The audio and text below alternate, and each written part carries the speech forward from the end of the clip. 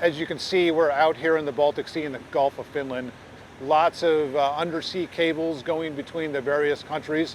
So we have this vast network of communications. We have uncrewed vessels that are being trialed and tested, and they send information back to our operation centers. And at Marcom, we have a Center for Critical Infrastructure where we're sharing information with allies.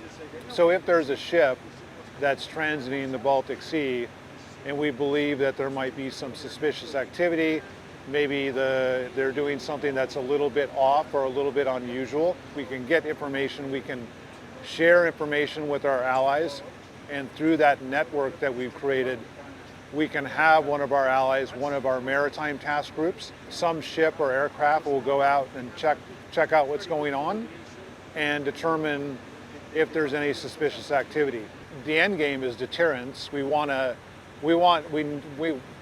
never want to have an incident of critical infrastructure where there's damage, particularly if it's malign damage. Well, Allied Maritime Command is orchestrating what we call a vigilance activity in the Baltic Sea called Baltic Sentry. And Baltic Sentry is primarily focused on monitoring and building situational awareness and protecting critical underwater infrastructure in the Baltic Sea. And we do that in a number of ways. We do that through presence of NATO ships from many different countries. We do that through the network that we have, that we've built within NATO and within allies. And part of that is from the UK at Northwood, the Allied Maritime Command and the Center for Critical Infrastructure. Through that network, we're able to share information with our allies and all the operation centers, not only the Navy, but the Coast Guards, the maritime agencies. In that, building that network, understanding the environment and really getting a persistent understanding of the environment. And what that enables is that enables us to, if there's some suspicious incident around critical underwater infrastructure, we can respond with more agility. We can respond quicker. We can coordinate quicker. We can have someone out on scene to see if there's really a problem. And if there is a problem, we can work collectively with our allies to address it, to investigate the problem and get to the bottom of it. Where does the threat come from in the Baltic? I mean, is this just about countering the ongoing threat from Russia? Yeah, so critical underwater infrastructure, there's been damage that has been well documented and well read. Some of this is the result of accidents because it happens. This is a major seaway. But we also believe that some of this is likely due to maligned activity. It's really very difficult to attribute where that comes from. But from our perspective at NATO, regardless if it's maligned activity or an accident, we know that we need to be out here in the Baltic Sea with our maritime presence, with our coordination. And when we do that, we have seen over the last 6-7 months that it actually reduces the amount of incidents. And then most importantly, we can respond with agility because we're doing this as an alliance. We're doing this with the nations, especially the Baltic nations, which have really stepped up to lead this effort. And then, other allies that are not Baltic nations that are here to help and support as well. But that strong network through NATO with our allies is really what allows us to have the agility to be able to respond when there's some kind of suspicious incident. And so can you give us an example of how this happens in the Baltic? How these systems can be used practically to step in when something seems suspicious, or if you know that something is suspicious? Yeah, I'll just kind of give you a practical, hypothetical example. So every day in the Baltic Sea, allies are using crewed ships, and now we have uncrewed vessels that are being trialed and tested. And they send information back to our operation centers. And at Marcom, we have a Center for Critical Infrastructure where we're sharing information with allies. So if there's a ship that's transiting the Baltic Sea and we believe that there might be some suspicious activity. Maybe they're doing something that's a little bit off or a little bit unusual. Doesn't always mean that they're doing something wrong, but we can understand that ship, we can get information, we can share information with our allies, and through that network that we've created, we can have one of our allies, one of our maritime task groups, perhaps. A decision will be made. Some ship or aircraft will go out and check out what's going on and determine if there's any suspicious activity. So really what we're talking about is having a sensor that inputs into this space where we can understand the environment, share information, and then respond with agility, because agility, that network that we have in responding with agility, is what we're trying to achieve. We've already built up a really strong network where we have the agility and the speed to respond, and we believe with these uncrewed vessels, we can make that even faster, because what they do is they add an extra sensor to the environment that allows us to have a persistent understanding of what's going on in the Baltic Sea. What then is the ultimate objective here? I mean, what would the end game be for that malign activity? Well, the end game is deterrence. We never want to have an incident of critical infrastructure where there's damage, particularly if it's malign damage. But realistically, we know that that's almost impossible to prevent from happening. So what we aim to do is deter and minimize and prevent as much of this as possible, whether it's an accident or it's some kind of maligned activity. And then we also want to have the ability through this very strong network that we have built through Baltic Sentry to be able to respond very quickly alongside allies, coordinating with allies, sharing information, sharing intelligence. And this is what the added addition of some of these uncrewed vehicles that we're testing. If we can have these in the environment, they augment our crewed ships. They provide us with another sensor, particularly in that role of having a persistent understanding of the environment.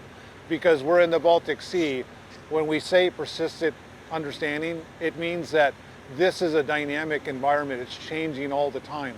And so we have to have a continual and persistent understanding to really be able to understand the threats, and then to be able to address those threats and minimize, as I mentioned, and prevent, and if we can, deter.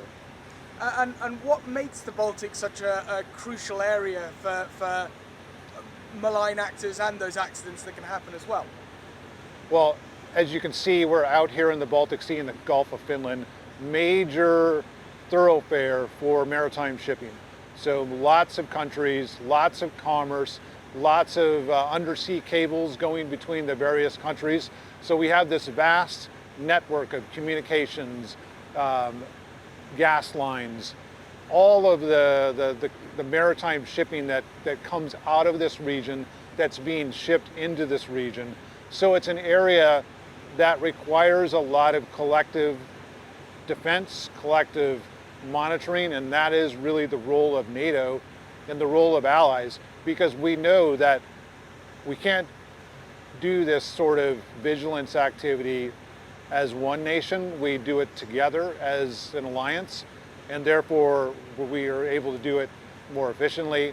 We have more effects by having all the nations working together, and we build this strong network. And that is indeed what Baltic Sentry has enabled us to do, is build a really strong network of allies that are familiar with each other, that know how to share information, that know how to cooperate, that know how to respond and share responsibilities for this monitoring of this pretty vast area of sea space.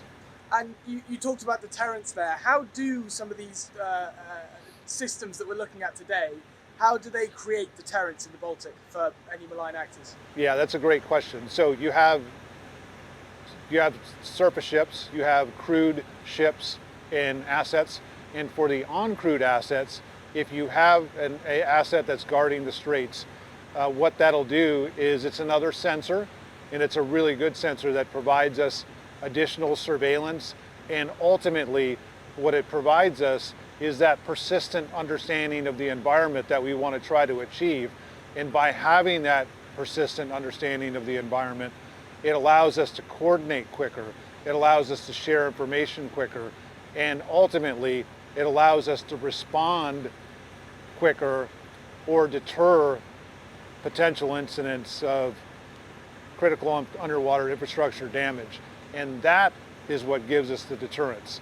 The ability to act, the ability to do things with agility as a group of allies, as an alliance. And it is widely recognised that there are malign actors in the Baltic Sea. Russia is one of those, if not the only one at the moment. What would it mean for a malign actor in the Baltic Sea if Task Force X and the wider NATO effort here is successful? What would it mean for their efforts to disrupt critical undersea infrastructure? Well, again, we go back to the persistent understanding. The more that we understand this dynamic environment, it enables us to respond quicker, and we believe that that will minimize the amount of malign activity. We already see that with Baltic Sentry. Since Baltic Sentry started, we've had a major reduction in the amount of maligned activity. Now, there are still accidents that happen out here. This is a major thoroughfare. There are maritime shipping that's going through. As a matter of fact, many of the incidents that have damage to critical infrastructure come from accidents. But we suspect that some of that is also maligned activity. And again, whether it's maligned activity or it's an accident, our presence out here helps reduce the damage, the potential damage to critical infrastructure, because if you have the ability to be present, to be able to monitor, to be able to communicate with ships, and to make sure that they're operating safely, to make sure that we're identifying any kind of suspicious behavior that we think is suspicious, we can minimize and hopefully deter the amount of incidents that occur, and that's really the goal. And just finally, are NATO aware at all of any counter operations to this kind of thing, or operations that Russia or other malign actors are carrying out in the Baltics? Yeah, so Russia is present in the Baltic. They're a Baltic nation. They operate within international waters, and they're allowed to do that just like our allied countries. So Russia's present with their navy. They have their ships. We see them often. Most of those interactions have been professional, and we try to keep our goal is to really have calm professionalism out here, and to be able to protect our assets, and to ensure that NATO at its core is a defensive alliance. So our job is really to collective defense. And our job out here as allies is to protect the Baltic Sea, and to specifically to Baltic Sentry and critical infrastructure is to maintain really good situational awareness, a persistent understanding of the environment, which we believe will reduce, minimize, and deter the amount of incidents that we're seeing.